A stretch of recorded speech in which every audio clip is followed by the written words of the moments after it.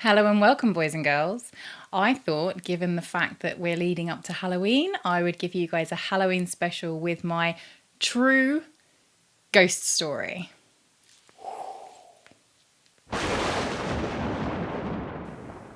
Welcome or welcome back to my channel. My name is Stephanie, for those of you who don't know me. And today I thought it would be cool to actually give you guys a real, genuine, true life account of some ghostly experiences that I've actually had in my own home. Yes, that's right. I live in a haunted house. First and foremost, I want to start by telling you guys that I was a total skeptic. I didn't believe in ghosts. Apart from enjoying watching horror films and things, I was never really a believer in any of that kind of thing whatsoever before I lived here. Everything I'm about to tell you is entirely true, and the vast majority of it is first-hand, as in I personally lived and experienced these moments, okay? My house was actually built in 1901, so in the Victorian era of England. It's in Surrey, and at the time it was built, the late 1800s, this area was just known for being fields and fields and fields, mostly of lavender, you know, that beautiful smelling plant. It's still very well known for its lavender to today, but it's now very well built up and is actually one of the London suburbs now since the borders changed. At the time it was built, the architect built my road in particular for the parish. So they built a couple of churches and then they built my road with the aim of having it as for the people of the parish. It is literally a road full of massive Victorian mansion houses, including my own. No, I'm not that rich. In I believe it was the 70s or 80s, my building was converted into separate living accommodations within the one building. So the building was built in 1901, but it was transferred into separate accommodations, 5 separate accommodations, only approximately 40-ish years ago. In my personal part of the house, the house is split on 2 levels. So on the top level, you have a bedroom up there at the front, and then sort of a living area and bathroom, kitchen and all that sort of stuff. And then part of the garden is mine as well. And then it leads downstairs to where we are now, which is the cellar, or basement if you're American.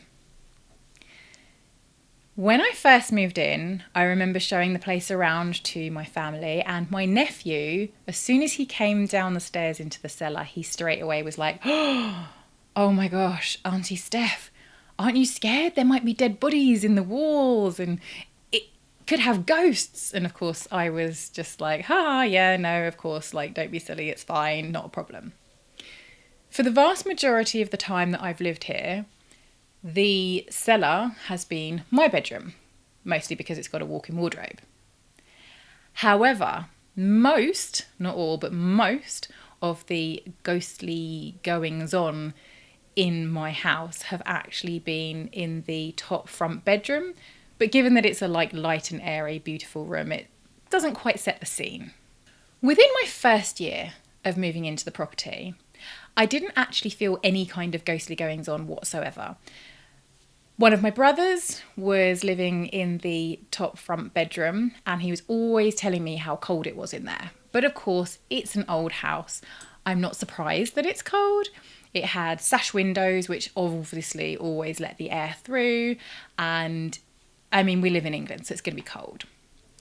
I did a lot of things to try and combat the cold in that room. It could be lovely and warm everywhere else in the house, including the cellar, by the way, but it could be freezing cold in that room. So I did things like I had the windows replaced. Yeah, I know, don't hang me for, for replacing the sash windows. They're very cold and they're very expensive. I tried dehumidifiers. I had damp work done in there to make sure it wasn't a damp problem. And it has a radiator as well, but still, to this day, that room has always been icy cold. Now, obviously, the skeptics among you are thinking, it's just a cold room. There's nothing creepy about that. It's just a cold room. And yeah, I'd agree with you. Approximately a year after I first moved in, my brother then moved out and someone else moved in, and this person was female.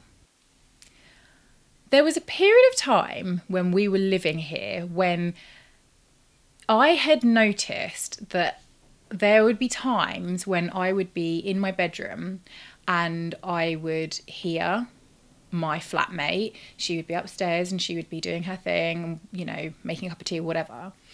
And then I'd be like, oh, she hasn't said hi, that she's home or whatever. And so I would go upstairs to say hi, and then there'd be nobody there.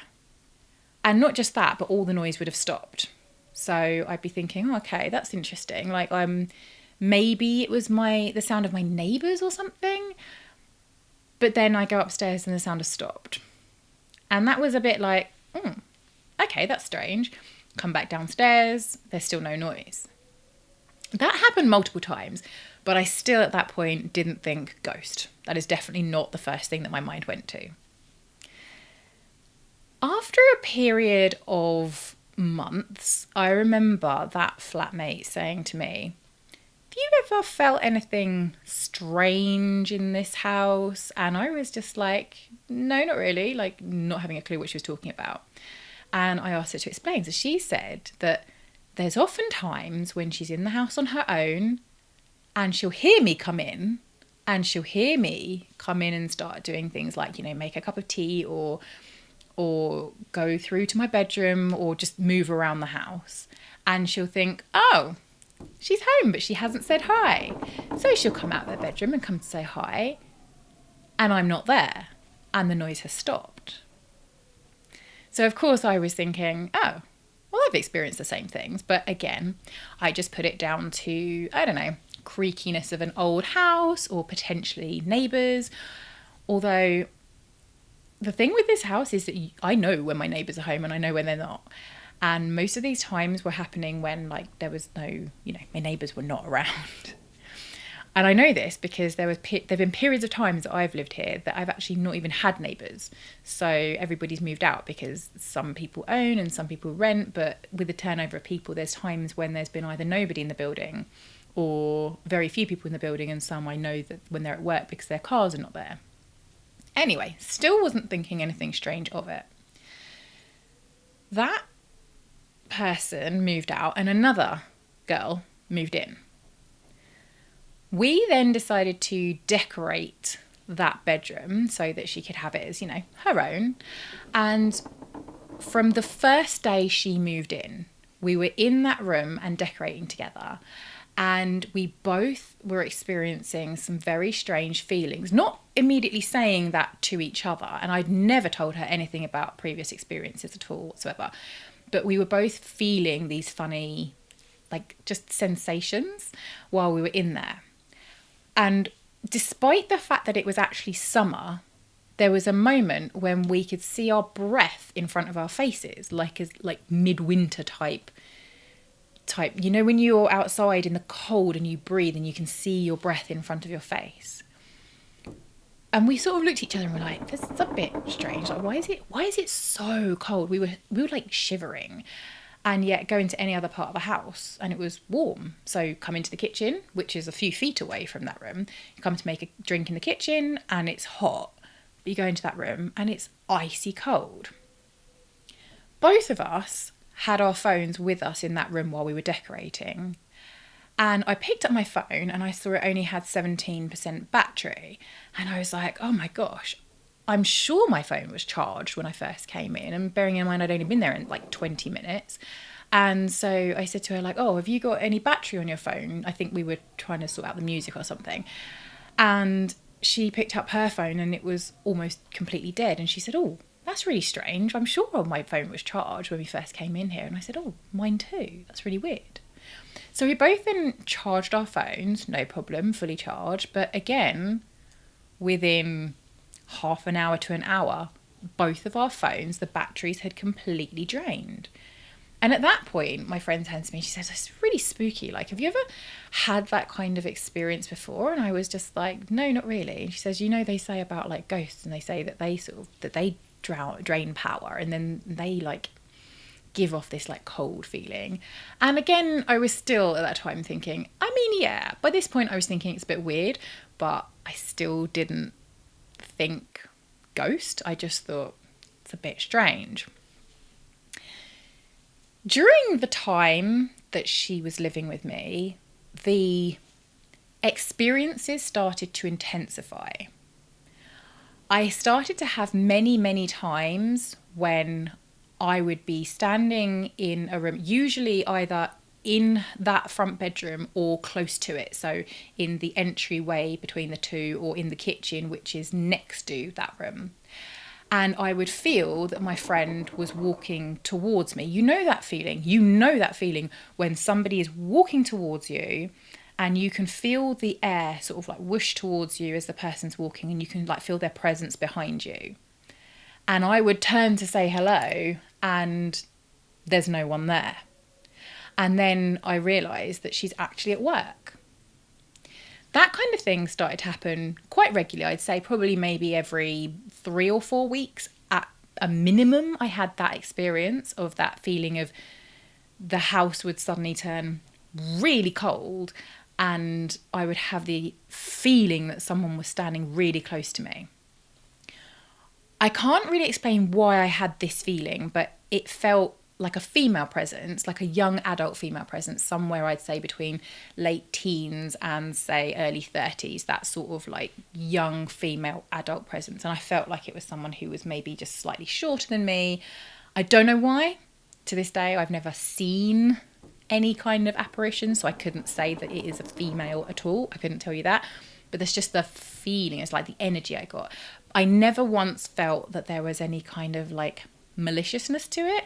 It didn't feel like a bad presence. It just felt like a person was there. But when I turn, I can't see them. And I've even had feelings that someone's like brushed past me, as in, you know, the actual full blown, you can feel like a person like brush past you. I've even had it to that extent. At no point was I ever scared. And to be quite honest, I was still skeptical, but kind of like, I'm open to this. And I would kind of just think, oh yeah, it's a young female, whatever.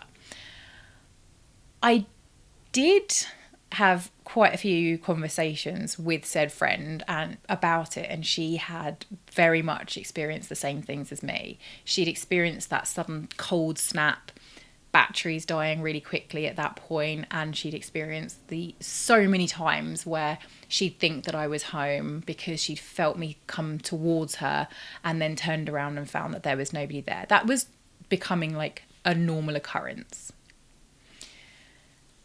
Then one day, that friend actually moved out. Not because of this, she was totally fine with this. Again, like me, she never felt any kind of bad energy whatsoever, so it wasn't a bad thing at all. But one day she moved out, and the person that moved in after her was male. And he was, and to this day, he still is, entirely 100% skeptic.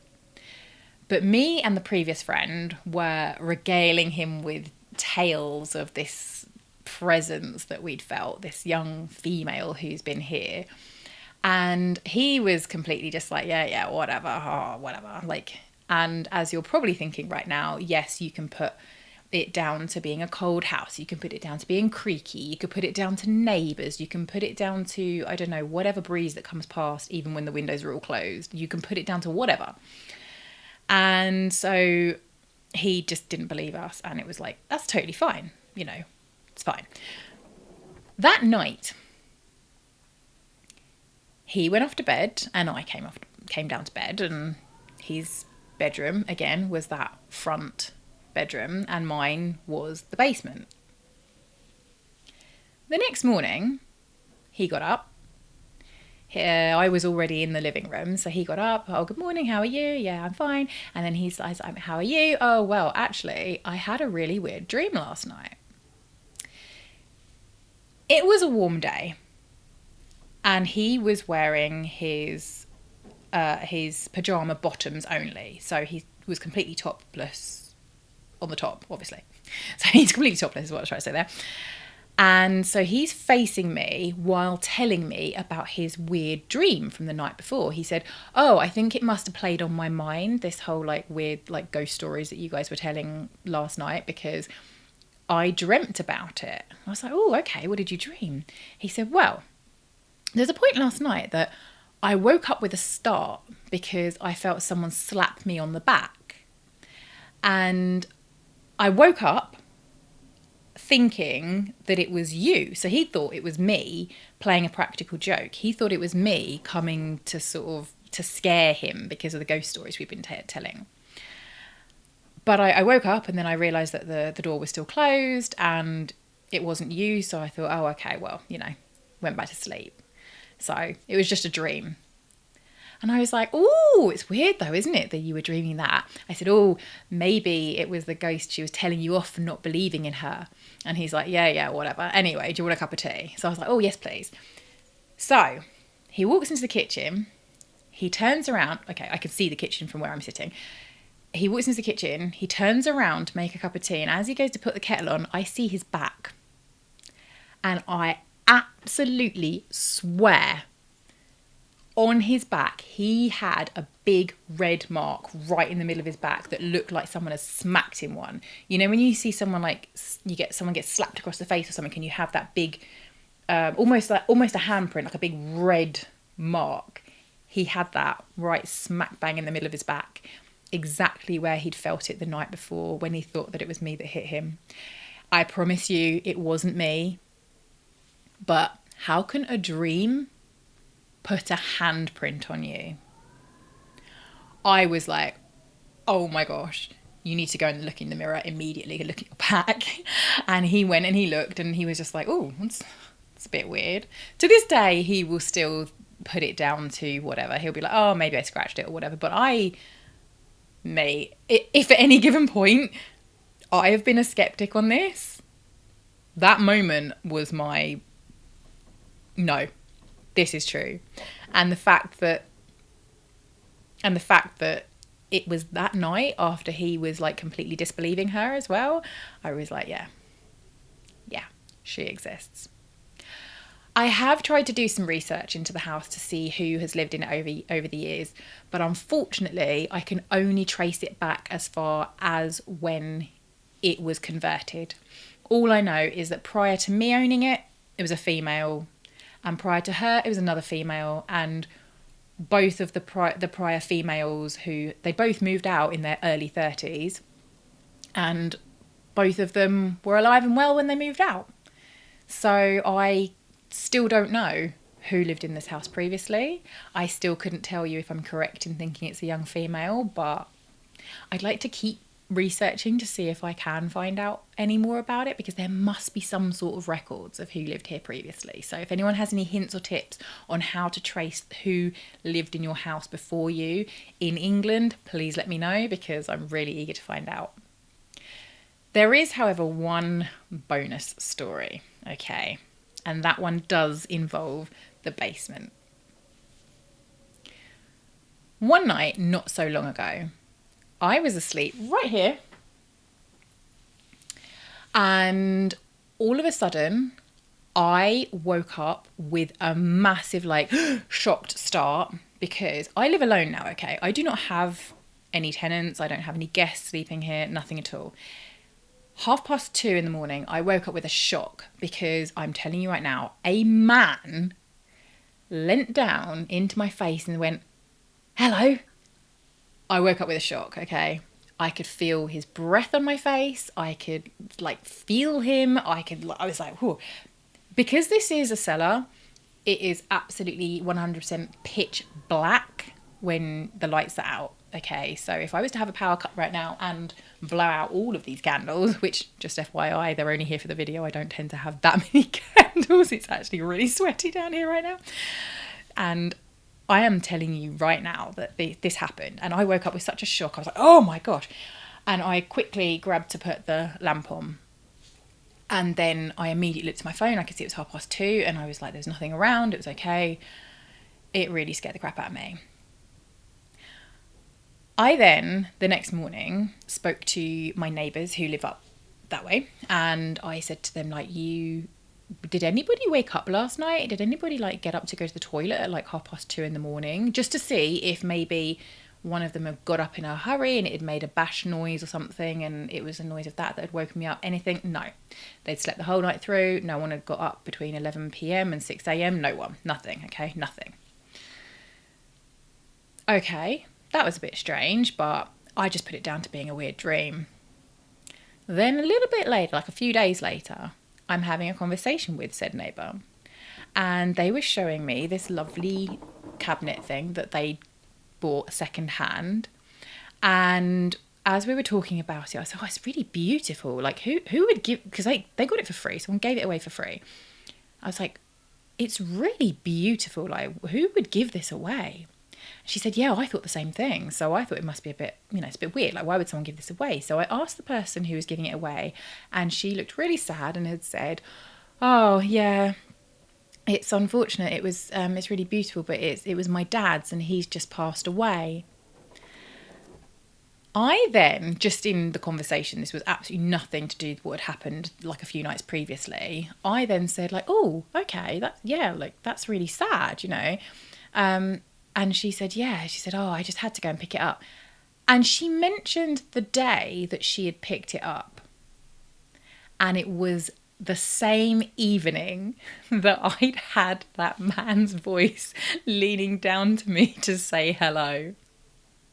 I went absolutely cold, and I was like, wait a minute, you picked that up on Friday evening? She was like, yeah. I was like, oh my gosh. Now, okay, 100% that one could be put down to like just a dream, and it could also just be put down to sheer coincidence that this person's prized furniture who's just come to the building is like, it's nothing. But there are people who believe that our presences imprint in things that we love, such as teddy bears or furniture or clothes and things like that. There are people who believe that. I'm not so sure whether I believe that or not, but still, I did think it was just a bit of a really weird, spooky coincidence. So that one, okay, whatever. Could just be a weird coincidence. Could have been just a dream, whatever. But I am telling you now, there is a young woman who lives in the bedroom upstairs at the front. I'm telling you now, she exists. Don't doubt her. Or maybe tomorrow morning you'll wake up to find her handprint on your back. Okay, anyway, thanks ever so much for listening, guys. And hopefully I will see you guys next week. And maybe if I'm still doing this YouTube channel next year in October, I might come back with a Halloween special then to tell you all about the really weird, spooky coincidences I happen to have with regards to a psychic telling me some things that turned out to be true. Ooh, bye-bye.